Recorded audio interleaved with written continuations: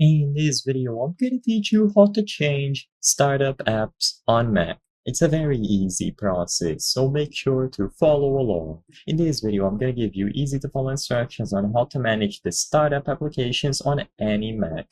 By doing this, you will be able to assign new applications to automatically open when you boot into your MacBook, or you can remove applications from the startup cycle, which can help free up system memory. So all that you have to do is go into the system preferences. So click on the Apple icon at the top left, access system preferences, or just look for the settings. Now you have to go into users and groups. So look for the users and groups category.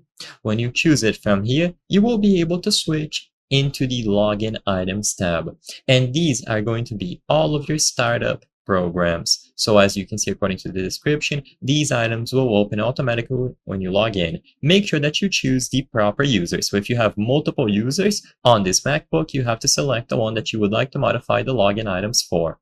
So whenever you choose anything from the list, you will be able to select it and choose the minus symbol over here. And that is going to remove a specific application. And like I said, by removing apps, you can potentially free up system resources. Most of these are going to run in the background and they won't take up too much of your resources. But if you want to optimize everything, you can take them away, especially if you don't use specific services.